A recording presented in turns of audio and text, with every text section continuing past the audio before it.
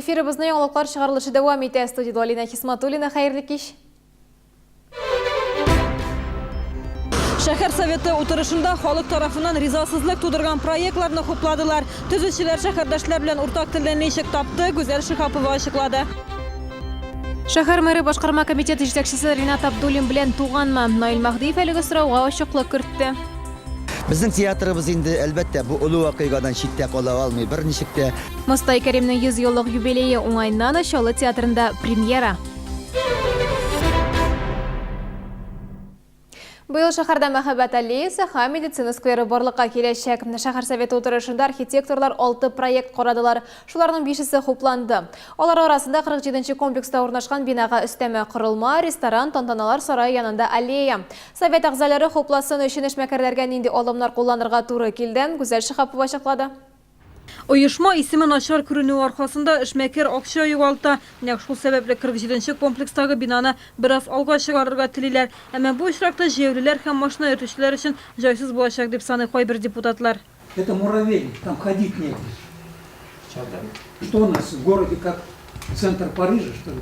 Әмма башкалар бу фикер белән килешмәде. Шәһәрдәшләр дә юллардан канәгать. Күбесе җәяүлеләр өчен юл җитә дип саный. Өстәвенә ул тротуарны да эшмәкәр үз акчасына ясаган булган. Надоело мусоросборник, уже какой год. Стройки не дают и не убирают. Я не знаю, тут, наверное, тут пешеходный переход, ну это пешеходная дорожка там. Тиздән Тынычлык проспекты һәм Академик Королев урамнары киселешендә ресторан ачыла. Проектны беренче тапкыр гына тәкъдим итмиләр. Төзелеш буенча халык белән очрашулар да узды. Нәтиҗәдә эшмәкәр шәһәрдәшләрнең таләпләрен үтәргә ризалашкан. Была высажена защитная полоса из деревьев, значит, по требованиям установлен забор. Вот, хотя данный объект, конечно, и плюсы определенно населению принесет, вот, в виде благоустройства этой территории, в виде пункта питания. Совет әгъзаларының кайберләре генераль пландагы трамвай линиялары турында да искә төшерде. Нәтиҗәдә проектны үзгәрешләр кертү шарты белән кабул иттеләр. Якын тирәдәге ишек алларын төзекләндерер өчен оешма 4 миллион сумга якын акча сарыф итәргә җыена. Мисал өчен төзүче искергән балалар мәйданчыкларын алмаштырырга, якын тирәдә урнашкан йортларга күзәтү камераларын куярга һәм медицина скверы булдырырга ниятли. Ремжилстрой идарә итүче оешма инженеры Мәхәббәт аллеясы проектын тәкъдим итте. Ул ЗАГС бинасы каршында урнашачак. Композиция аркалардан һәм яшьләр бөен сурәтләүче 3 метр биеклектәге скульптурадан гыйбарәт. Мы все это подрасчитали, измерили, то есть 3,5 самое то. Арки будут тоже на уровне скульптуры. Значит, длина у них будет по 6 метров, высота где-то 3,5. Архитекторлар аркаларны артык дип тапты. Кайберәүләр проектка үзгәрешләр кертүдә ярдәм итәргә ризалашты. Икенче берәүләргә исә композициядагы гөнаһлы җимеш алмалар ошамады.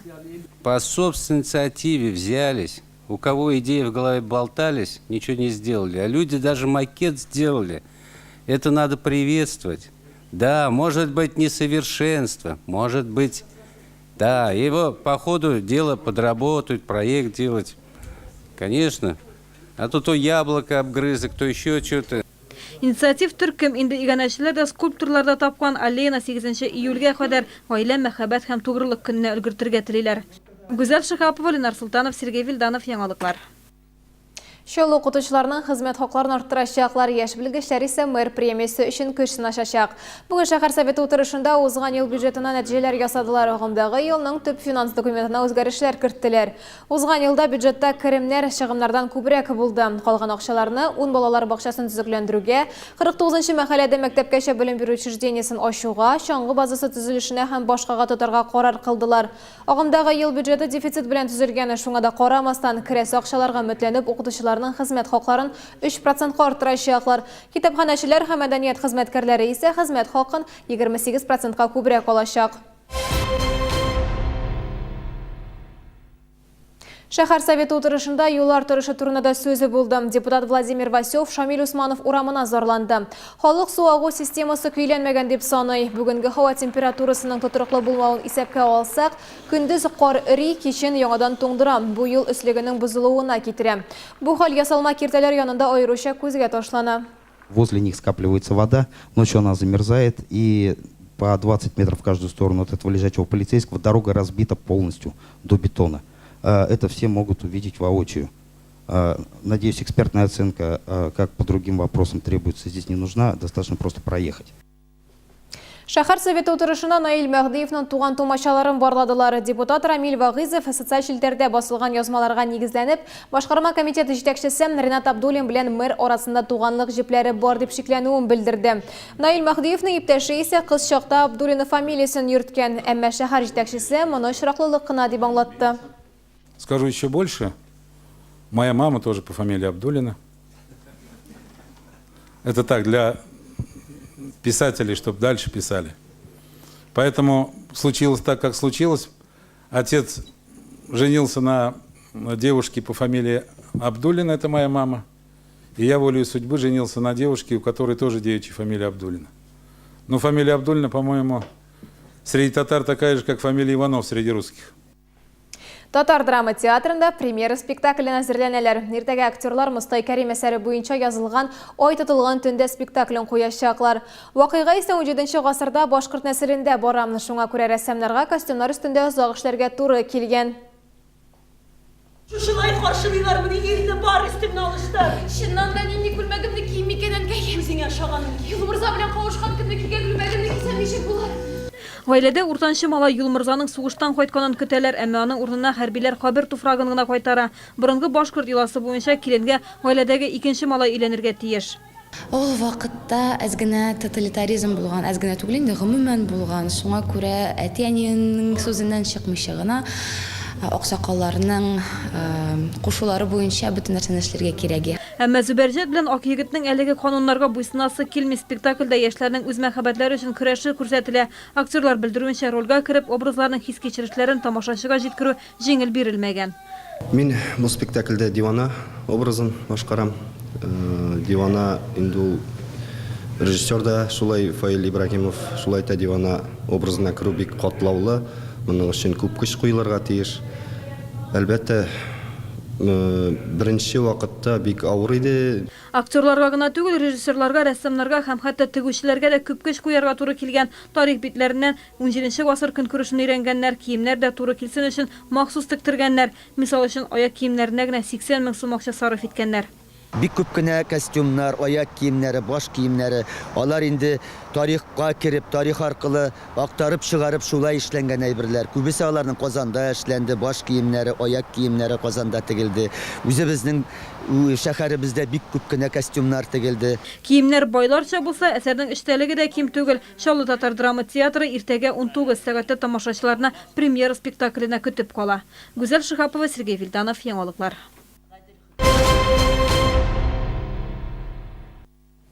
Шалла акробатлары Россия чемпионнары исемен яулады. Ярославльда спортив акробатика буенча ил беренчелегенә ярышлар узды. 40 төбәктән 560 спортчы көч сынашты. Олимпийский спорт мәктәбендә тәрбияләнүчеләр исә Шаллыга зур җиңүләр белән кайтты. 12-18 яшьлек хатын-кызлар арасында Мария Смолькина, Анна Левашкина, Дарина Крючкова алтын медальгә лаек дип табылдылар. Алар ярты ел әзерләнеп ил беренчелегендә җиңү яулады. Можно было сделать лучше. Вольтиж, например, у нас был немножко послабже, чем баланс. Поэтому надо работать больше над вольтижом. А так, хорошо сделали. Ариана Некрасова һәм Александра Широкова дуэты Шаллыга көмеш медаль алырга ярдәм итте. Главная наша задача была это попасть в финал, в 8-ку с 1 по 8 место. Во второй день мы вытянули наши результаты, мы заняли уже 5 место. И последний день у нас были тоже соревнования в финал, и мы по финалу заняли 2 место. Было страшно, но мы собрались, и все было. Мы собрались и все сделали хорошо.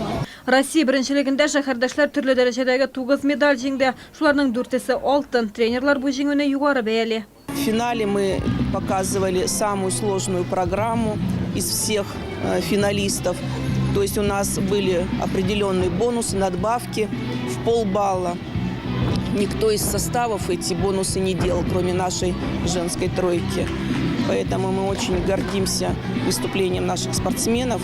Ике атнадан соң җиңүчеләр 13-19 яшьлекләр арасындагы Россия беренчелегенә барачак. Анда көндәшлек тагын да көчлерәк булыр дип көтелә.